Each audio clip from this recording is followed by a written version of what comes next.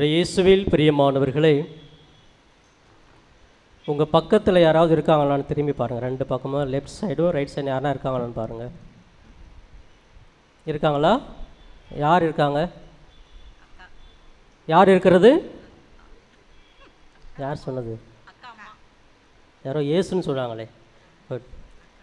நாங்கள் நோவி செட் படிக்கும் பொழுது ஒரு வயசான ஃபாதர் எஸ்ஓபிஎஸ்ன்னு சொல்லிட்டு நாகர்கோவில் இருந்தார். அப்போ நவத்துறவரம் நாங்கள் படிச்சுட்டு இருக்கிறோம்.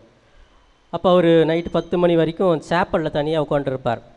நான் ஒரு நாள் யதார்த்தமாக போயிட்டு, என்ன ஃபாதர் இவ்வளோ நேரம் தனியாக உட்காந்துருக்கீங்களே அப்படின்னு கேட்டேன். உனக்குன்னு தெரியலையா, என்ன சாமியார் படிக்க வந்துட்டேன், நான் தனியாக இருக்கிறேன், என் பக்கத்தில் ஏசு இருக்கிறார் பாருங்க, கோயில் நெற்கரில் இருக்கிறார், நான் இங்கே தனியாக இருக்கிறேன் அப்படின்னு சொல்லி என்னை திட்டினார். பிரியமானவர்களே, நம்ம பக்கத்தில் யார் இருக்கிறது? எந்த பக்கத்தில் இருக்கிறாரு? 4 பக்கமும் நம்ம முழுமை சுற்றி இயேசு தான் இருக்கிறாரு. இயேசு நல்லவர், அவர் வல்லவர், அவருடைய இரக்கம் என்றும் உள்ளது. இதை நான் சொல்லுவேன், நீங்கள் மாறி மாறி நம்ம சொல்லுவோம். இயேசு நல்லவர் அப்படின்னா நீங்கள், அவர் வல்லவர், அவர் இரக்கம் நான் சொன்னால் என்றும் உள்ளது. இயேசு நல்லவர், சத்தமாக சொல்லுங்கள். இயேசு நல்லவர், அவர் இரக்கம். இன்னொரு முறை சத்தமா, இயேசு நல்லவர், அவர் இரக்கம்.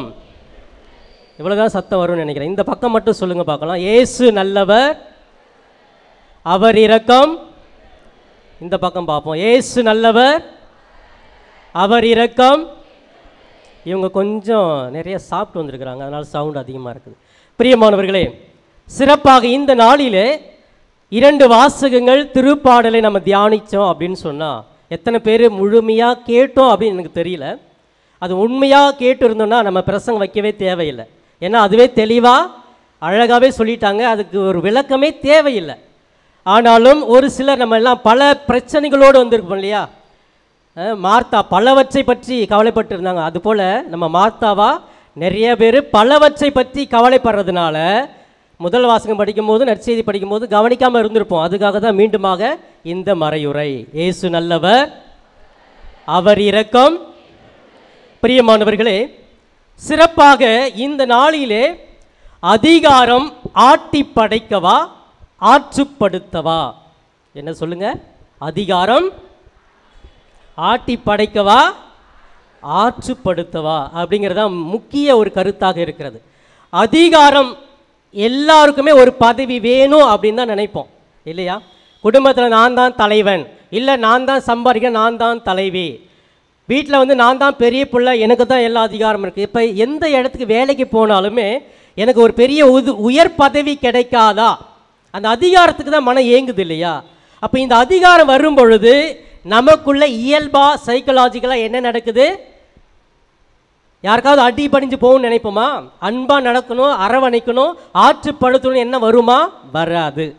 ஆனால் உடனே அவர்களை அடிமைப்படுத்தணும், நான் சொல்கிறதெல்லாம் செய்யணும், நான் தான் பெரிய பாஸ், எனக்கு எல்லாருமே வேலை செய்யணும், நான் யாருக்கும் வேலை செய்ய மாட்டேன். அதுதான் அதிகாரத்தினுடைய ஒரு பொறுப்பு, ஒரு உயர்ந்த பண்பு. ஆனால் இயேசுக்கு கூட இந்த அதிகாரம் இருந்தது. எது மேலெல்லாம் அதிகாரம் இருந்தது அப்படின்னு சொன்னால், இயற்கையின் மீது அதிகாரம் கொண்டவராக இயேசு இருக்கிறார். வியாதியின் மீது அதிகாரம் கொண்டவராக இயேசு இருக்கிறார்.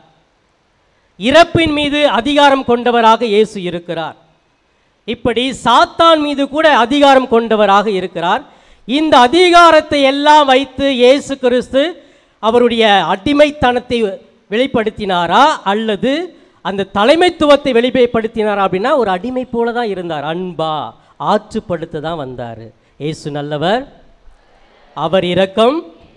பிரியமானவர்களே, நான் சொல்கிறது நல்லா புரிஞ்சுக்குங்க. இந்த அதிகாரம் இயேசுக்கு எல்லாமே இருந்தால் கூட அவர் எல்லாம் சென்ற இடத்தெல்லாம் பார்த்தோம் அப்படின்னு சொன்னால், ஐயோ ரொம்ப கஷ்டப்படுறாங்களே, மன வேதனையில் இருக்கிறாங்களே, சாத்தானால் அழகழிக்கப்பட்டு இருக்கிறாங்களே, மறிச்சிட்டாங்களே, அந்த ஆற்றுப்படுத்தணும், அவங்களை குணப்படுத்தணும். அதுதான் இயேசுக்கு இருந்த அதிகாரத்தினுடைய உச்சகட்டம். ஆம் பிரியமானவர்களே, இந்த அதிகாரம் கடவுள் பெற்றிருந்தால் கூட எல்லாரையுமே அன்பு செய்யணும், அரவணைக்கணும், அதுதான் உயர்ந்த நோக்கமாக இருந்தது. இன்றைக்கி எல்லாமே இயேசு பெயரால் இன்றைக்கி கூடி இருக்கிறோம். அந்தோனியார் இயேசுவை கையில் ஏந்துறாரு அப்படின்னு சொன்னால் என்ன காரணம்? இயேசுக்கிட்ட அந்த ஆற்றுப்படுத்துகிற குணம் இருக்கிறது. அரவணைக்கக்கூடிய நல்ல பண்பு இருக்கிறது. அந்த குணத்தை, பண்பை இன்று நம் ஒவ்வொருவருக்குமே இயேசு கிறிஸ்து கொடுக்க விரும்புகிறார். நம்மால் அதை செய்ய முடியுமா? இல்லை அதிகாரத்து நமக்கு பதவி தான் முக்கியம் அப்படின்னு சொன்னால் மனிதர்களாக மகிழ்வோடு வாழ முடியாது. நம்ம பக்கத்தில் இயேசு இருந்தால் கூட இல்லையே. சீடர்கள் சொன்னாங்க, ஆண்டவரே நாங்கள் சாக போகிறோம், தூங்கிட்டு இருக்கிறீங்களே. பதப்பதப்பு, பயம், நாங்கள் மறிக்க போகிறோம், நீங்கள் தூங்கிட்டு இருக்கிறீங்களா? பாருங்கள், ஏன் அங்கே இயேசு இருக்கிறாரு உணரல. பிரியமானவர்களே, இப்படித்தான் நம்முடைய வாழ்க்கையில் அந்த அதிகாரத்தோடு வாழ்கிற பொழுது அப்படிப்பட்ட குணங்களுக்கு நாம் தள்ளப்படுவோம்.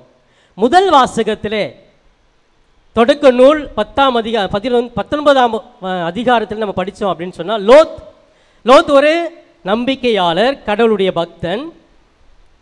ஆனால் கடவுள் சொல்கிறாரு, இந்த நகரத்தையே அழிக்க போகிறேன். அப்போ என்னையுமா? நான் இவ்வளோ நம்பிக்கையாக இருந்தேன். இல்லை, நீ போயிடு, தப்பிச்சு ஓடு. எங்கே ஓட சொல்கிறாரு? மலைக்கு போ. ஆண்டவரை இவ்வளோ தூரம் ஓடினா பாதி வழியிலே பற்றி நான் எரிஞ்சிடுவேனே, நானும் அழிஞ்சிடுவேனே, நான் நேர்மையாளனாச்சே, உன்னுடைய பக்தனாச்சே அப்படின்னு கெஞ்சுறாரு. ஓ அப்படியா? அப்போ பக்கத்தில் ஒரு நாடு இருக்குது, இந்த பக்கம் நான் போகிறேன், அந்த நாட்டையாவது அழிக்காமல் விட்டுடு அப்படின்னு கடவுள்கிட்ட கேட்குறாரு. கேட்டுட்டு அந்த நாட்டுக்கு போகிறாரு, தப்பிக்கப்படுகிறார். ஆனால் நம்பிக்கை கொஞ்சம் குறைவாக இருந்த லோத்துடைய மனைவி எப்படிலாம் மக்கள் சாவுறாங்க எட்டி பார்க்கலான்னு திரும்பி பார்க்குறாங்க. பார்த்தவங்க என்னம்மானாங்க?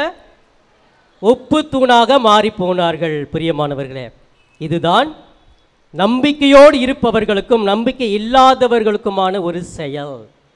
இன்று நம் ஆண்டவர் இயேசு கிறிஸ்து நம்மோடு தான் இருக்கிறார். துன்பங்கள் இருந்தால், கஷ்டங்கள் இருந்தால், வேதனை இருந்தால், எல்லா சூழ்நிலையும் நம்ம பக்கத்தில் இருக்கிறாரு. அந்த பக்கத்தில் இருக்கிற இயேசுவை நான் அடையாளம் கண்டு கொள்ளலை. ஏன்னா என்னுடைய பார்வை குருடாக இருக்கிறது, ஆன்மீக குருடிலே இருக்கிறேன். எனக்கு எவ்வளோ துன்பங்கள், துயரங்கள், வருத்தங்கள், வேதனை வந்தால் கூட என் பக்கத்தில் யார் இருக்கிறது? இயேசு இருக்கிறாங்க. படகுலே தான் இருக்கிறாரு.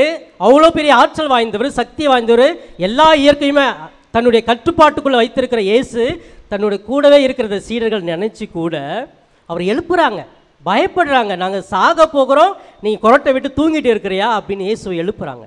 இப்படித்தான் நம்ம வாழ்க்கையில் சின்ன ஒரு தலைவலி வந்துட்டா கூட, ஐயோ தலைவலி, ஆண்டவரே உனக்கு கண்ணு இல்லையா, 2 நாளாக நான் கஷ்டப்படுறேனே, இது தலைவலி என்ன விட்டு போவாதா, நீ எங்கே தான் இருக்கிற கடவுளே, கண்ணு இல்லையா, காது இல்லையா, கத்தி கூப்பிட்றோம். எம்மா உன் பக்கத்தில் தாம்மா இருக்காரு, உனக்குள்ளே தாம்மா இருக்கிறாரு, ஏன் எங்கேயோ தேடுற? உனக்குள் இருக்கும் இறைவனை நீ ஏன் வெளியே தேடிக்கொண்டு இருக்கிறாய்? சொல்லுவாங்க, எனக்குள் இருப்பவர் என்னை விட பெரியவர், உலகில் இருக்கும் அனைத்து தீய சக்திகளை விட பெரியவராகவே இருக்கிறார். அப்படின்னா அந்த ஆண்டவர் எனக்குள்ள தான் இருக்கிறார்.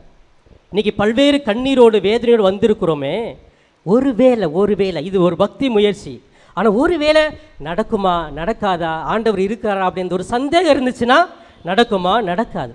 இந்த நம்பிக்கையை கட்டி எழுப்ப வேண்டும் என்று சொல்லி ஆண்டவர் அழகாக விரும்புகிறார்.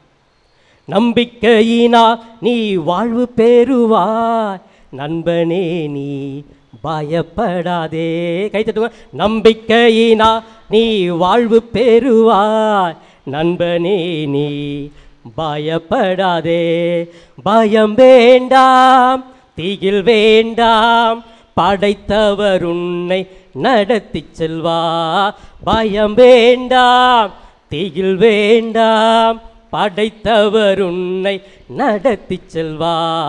நம்பிக்கை சேர்ந்து, நம்பிக்கையினா நீ வாழ்வு பெறுவாய், நண்பனே நீ பயப்படாதே.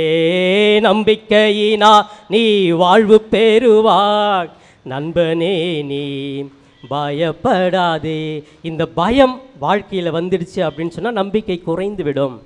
ஆம் பிரியமானவர்களே, சிறப்பாக இந்த நற்செய்தியிலே முதல் வாசகத்திலே லோத்துக்கு இருந்த நம்பிக்கை, அந்த சீடர்களுக்கு குறைவாக இருந்த நம்பிக்கை யோசித்து பாருங்கள். என்னுடைய நம்பிக்கை எப்படிப்பட்டதாக இருக்கிறது? எல்லா சூழ்நிலையிலுமே இயேசு என்னோடு இருக்கிறார் என்று ஏன் என்னால் புரிந்து கொள்ள முடியவில்லை? அந்தோனியார் கையில் ஏன் கிட்ட அந்த இயேசு வருவார், அவர் நான் ஏன் கண்ட்ரோலில் என் கைக்குள்ளே வச்சிருப்பேன், அவர் என்னோடு தான் இருக்கிறாரு. இன்னைக்கு வரைக்கும் கோடி அற்புதர் பேர், அவருக்கு பேரே கோடி அற்புதர். அவ்வளோ அற்புதம் செய்கிறார் அப்படின்னா அவருக்குள்ள அவரோடு இருக்கிறவர் இயேசு கிறிஸ்து. அந்த இயேசு கிறிஸ்துவை நான் ஆடையாக அணிந்திருக்கிறேன். ஒவ்வொரு நாளுமே நற்கருணை வடிவில் உட்கொள்ளுகிறேன். அந்த நம்பிக்கை எனக்கு குறைகிற பொழுது நான் எங்கேயோ தேடுற, ஆண்டவரே ஏன் என்னை விட்டு போனேன்? இல்லை, நமக்குள்ளே இருக்கிறார். நம்முடைய எல்லா பிரச்சனைக்குமே அவர் தீர்வாகவே இருக்கிறார். ஏன்னா கடவுளுடைய திட்டம் வேறு, நம்முடைய திட்டம் வேறு. நம்ம நினச்சிருப்போம் இது உடனே போயிடணும், இந்த தலைவலி உடனே போயிடணும், இந்த காலில் இருக்கிற மூட்டு வலி உடனே போயிடணும், இந்த சுகர் உடனே போயிடணும், பிபி உடனே போயிடணும், எல்லாமே உடனே போகணும். நம்ம திட்டம் இது, கடவுளுடைய திட்டம் இல்லை. கடவுள் நம்மோடு இருக்கிறார். அந்த தலைவலியோடு பயணிக்கிறார், அந்த கடன் பிரச்சனையோடு பயணிக்கிறார், அந்த குடும்ப வறுமையோடு பயணிக்கிறார், மன நிம்மதி இல்லாத சூழ்நிலையில் அவர் நம்மோடு பயணிக்கிறார். ஆனால் அது உணர்ந்து கொண்டால், அவருக்கு இருக்கிற அதிகாரத்தால் அவர் எல்லாமே செய்ய முடியுமா முடியாதுங்களா? உங்களுடைய சின்ன பிரச்சனைங்க, கடன் பிரச்சனை அவர் எடுத்து போட்ட முடியுமா முடியாது? அதிகாரம் இருக்கா இல்லையா? வியாதியை நீக்க அவரால் முடியுமா முடியாதா? சாத்தானிடத்து விடுதலை கொடுக்க முடியுமா முடியாதா? பொல்லாருடைய வஞ்சக செயல் உங்களை மீட்க முடியுமா முடியாதா? எல்லாமே முடியும். ஏன்னா அந்த அதிகாரம் முழுவதும் இயேசுவுக்கு இருக்கிறது 100%. அப்படிப்பட்ட வல்லமை வாய்ந்தவர், சக்தி வாய்ந்தவர் நம்மோடு நமக்காக இருக்கிறார். அவருடைய புனிதர் கோடி அற்புதர் நமக்காக பரிந்து பேசி எல்லாமே டக்கு டக்கு டக்கு டக்கு டக்குன்னு எடுத்து கொடுத்துக்கிட்டே இருக்கிறார். இயேசு நல்லவர், அவர் இரக்கம். உற்சாகமாக சொல்லுங்க, இயேசு நல்லவர், அவர் இரக்கம். ஆம் பிரியமானவர், இயேசு நமக்கு நல்லவர், அவர் வல்லவர், அவருடைய இரக்கம் நம் ஒவ்வொருவருக்குமே என்றுமே உள்ளது. அந்த இரக்கத்தினால் நம்முடைய கண்ணீர் துடைக்கப்படும், நமது வியாதிகள் குணமாக்கப்படும், கடன் பிரச்சனைகளுக்கு நல்ல ஒரு தீர்வு கிடைக்கும், நல்ல எப்படிப்பட்ட பிரச்சனையாக இருந்தாலும் விடுதலை கிடைக்கும். ஒரு சின்ன ஒரு சாட்சியை மட்டும் சொல்லி நான் முடிக்கிறேன். போன வாரம் என்கிட்ட வந்து ஒருத்தர் பிளஸ்ஸிங் வாங்கினார். அவர் ஒரு மாதத்துக்கு முன்னாடி என்கிட்ட வந்து பிளஸ்ஸிங் வாங்கிட்டு கண்ணீரோட தாயும் தந்தையுமே, கணவன் மனைவியுமே வந்து ஜெபம் பண்ணாங்க. சொன்னாங்க, என் பையனுக்கு ரொம்ப வருஷமாக கல்யாணம் நடக்குது, என்ன தான் பிரச்சனையே தெரியல. கண்ணீரோடு தான் சொன்னாங்க, எனக்கு எத்தனையோ முறை வந்துட்டோம், எங்கெங்கேயோ போயிட்டோம், இன்னும் அது என்ன தான் தடைன்னு தெரியல, திருமணமே கூடி வர மாட்டிருக்கு அப்படின்னு சொல்லிட்டு கண்ணீரோடு ஜெபம் பண்ணார். ஜெபம் பண்ணிட்டு நீங்கள் போங்க, அந்தோனியார்கிட்ட உட்காந்து நம்பிக்கையோட அடுத்த முறை நான் வரும்பொழுது நல்ல செய்தியோடு தான் வருவேன்னு நம்பி சொல்லிக்கிட்டு போங்க அந்தோனியார்கிட்ட அப்படின்னு சொன்னேன். ஒரு மாதம் கழிச்சு போன வாரம் வந்தார். வந்து பத்திரிக்கை நின்று திரும்ப அதே போல் 2 பேருமே கணவனும் மனைவி கண்ணீரோடு இருக்காங்க. ஃபாதர் உங்கள் முன்னாடி வந்து நாங்கள் ஜெபித்தோம், அந்தோனியார்கிட்ட ஜெபித்தோம், கண்ணீரோடு நாங்கள் கல்யாணம் நடக்குமா நடக்காதான்னு சொல்லிட்டு சந்தேகத்தில் ஜெபிச்சுட்டு இருந்தோம். ஆனால் நீங்கள் நம்பிக்கையோடு ஜெபிங்கன்னு சொன்னீங்க, ஜெபித்தோம். பாருங்கள் பத்திரிக்கையோடு வந்திருக்கிறோம். பாருங்கள் ஒரே மாதத்தில் இவ்வளோ சீக்கிரமா பத்திரிக்கை அடிச்சுட்டு வந்துட்டாங்க. நீங்கள் கட்டாயமாக திருமணத்துக்கு வரணும் அப்படின்னு சொல்லிட்டு போன வாரம் வந்து நின்னாங்க. அவங்க வந்திருக்காங்கன்னு தெரியல. பாருங்கள், அந்த நம்பிக்கையோடு நம்ம இங்கே வந்து ஜெபிச்சோன்னா எல்லாமே நடக்கும். இயேசு நல்லவர், அவர் இரக்கம். எனவே அந்த நம்பிக்கை குறையாமல் இயேசு என்னோடு இருக்கிறார், எல்லா சூழ்நிலையிலும் எனக்கு ஆதரவாக இருக்கிறார், என்னை காப்பாற்றக்கூடிய ஒரு வல்லமை சக்தி அவரிடம் இருக்கிறது என்பதை உணர்ந்தவர்களாக கண்களை மூடுவோமா? கண்களை மூடுவோமா? அன்பு தெய்வமே, இதோ இந்த மாதத்தின் முதல் செவ்வாய்க்கிழமை வேளையிலே உம்மை நாடி வந்திருக்கிற பிள்ளைகள் ஒவ்வொருவரையுமே உன் பாதம் ஒப்புக் கொடுக்கிறேன். இவர்கள் எங்கு சென்றாலும் நீர் இவர்களோடு பயணம் செய்ய நான் ஜெபிக்கிறேன். தூய பரிசுத்த ஆவியால் ஒவ்வொருவரையும் ஆட்கொள்ளும், வழி நடத்தும். இதோ வேண்டி விரும்பி வந்த அனைத்து தேவைகளையும் உற்று நோக்கும் ஆண்டவரே. ஒரு சில நேரம் நம்பிக்கை இல்லாமல் கதறுகிறார்கள், கண்ணீர் வடிக்கிறார்கள். ஆண்டவரே எங்களை காப்பாற்று என்று கதறுகிற ஒவ்வொருவருக்கும் நான் உங்களோடு தான் இருக்கிறேன், ஏன் நம்பிக்கை குறைந்தது என்று நீர் அவர்களை நம்பிக்கையை மிகுதியாக்கி எல்லா சூழ்நிலையிலும் அவர்கள் உமது பிள்ளைகளாக என்றும் அவர்கள் வாழ ஆற்றலை கொடுப்பீராக.